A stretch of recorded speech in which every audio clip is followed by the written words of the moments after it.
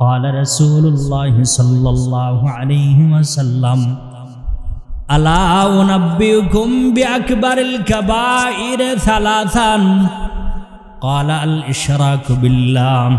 وعقوق الوالدين وجلس وكان متكئا ألا وقول الزور ما زال يكررها حتى قلت ليته سكتا رسول বলেন ও আমার সাহাবায়ে কেরাম আমি কি তোমাদেরকে বলবো কোন কোন গুনাহ কবিরা গুনাহ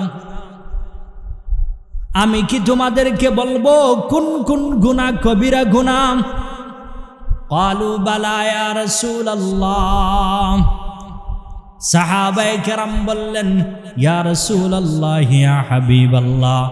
ওগো রাসূল অবশ্যই আপনি বলেন কোন কোন গুনাহ কবিরা গুনাহ রাসূল বললেন শুনে রাখো কবিরা গুনাহের মধ্যে ফার্স্ট কবিরা গুনাহ হচ্ছে আল ইশরাকু বিল্লাহ আল্লাহর সাথে শিরিক করা দুই নম্বর ওয়া উকুকুল ওয়ালিদাইন মা বাবার নাফরমানি করা সাহাবী বর্ণনা করেন রাসূল এই দুইটা বলার পরে এই দুইটা কথা বলার সময় রাসূল হেলান দেওয়া অবস্থায় ছিলেন রাসূল এভাবে হেলান দেওয়া অবস্থায় ছিলেন ওয়া জালাসা ওয়া কানা মুত্তাকিয়ান সামনের যেই কথাটা বলবেন এই কথাটা বলার জন্য রাসূল সুজা হয়ে বসলেন আর বললেন আলা ওয়া কাউলুজ জুর আলা ওয়া কাউলুজ জুর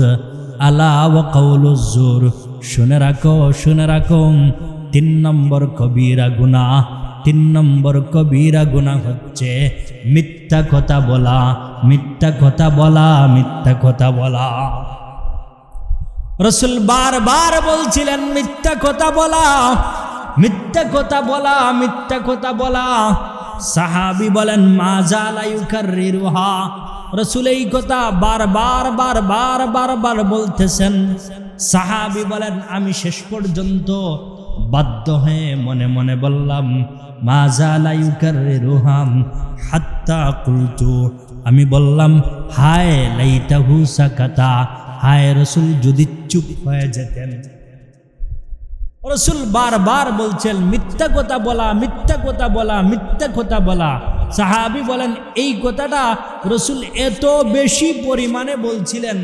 আমি মনে মনে বললাম হায় যদি রাসূল চুপ হয়ে যেতেন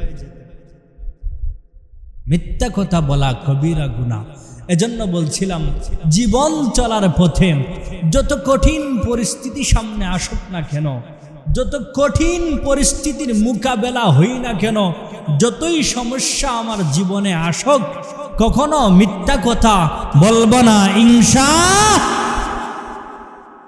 মিথ্যা কথা বলা কবিরা গুনাহ মিথ্যা কথা মানুষকে জাহান্নামে নিয়ে যাবে মুনাফিকের আলামত তিনটি قال رسول الله صلى الله عليه وسلم آية المنافق ثلاث إذا حدث كذب وإذا وعد أخلف وإذا اؤتمن خان রাসূল বলেন মুনাফিকের আলামত হচ্ছে তিনটি এক নম্বর ইদা হাদ্দাথা কাযাবা কথা বললে মিথ্যা কথা বলবে দুই নম্বর ওয়াইদা ওয়াদা আখলাফা ওয়াদা করলে ওয়াদা খেলাফি করবে তিন নম্বর ওয়াইদা তুমিনা খানা তার কাছে আমানত রাখা হইলে সে আমানতের খেয়ানত করবে ওয়াদা করলে ওয়াদা ভঙ্গ করবে কথা বললে মিথ্যা কথা বলবে এরকম সমাজে মানুষ আছে না নাই জুড়ে বলেন না আছে না নাই বলেন না বড় ভাই আছে না নাই কথায় আমরা মিথ্যা কথা বলি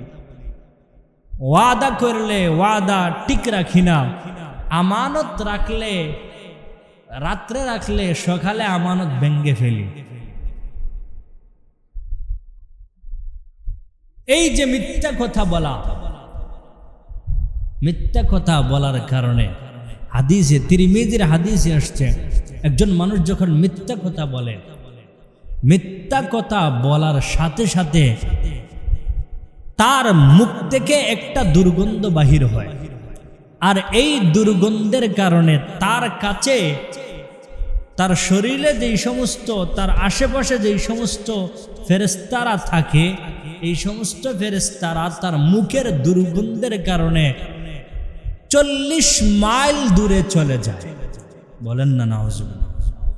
আর একটু জোরে বলেন না নাউজুবিল্লাহ। আপনি হাদিসটা খেয়াল করছেন,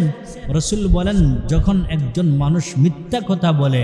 এই মিথ্যা কথা বলার কারণে তার মুখ থেকে একটা দুর্গন্ধ বাহির হয়, আর এই দুর্গন্ধের কারণে তার সাথে এবং আশেপাশের যেই সমস্ত ফেরেশতারা আছে এরা 40 মাইল দূরে চলে যায়।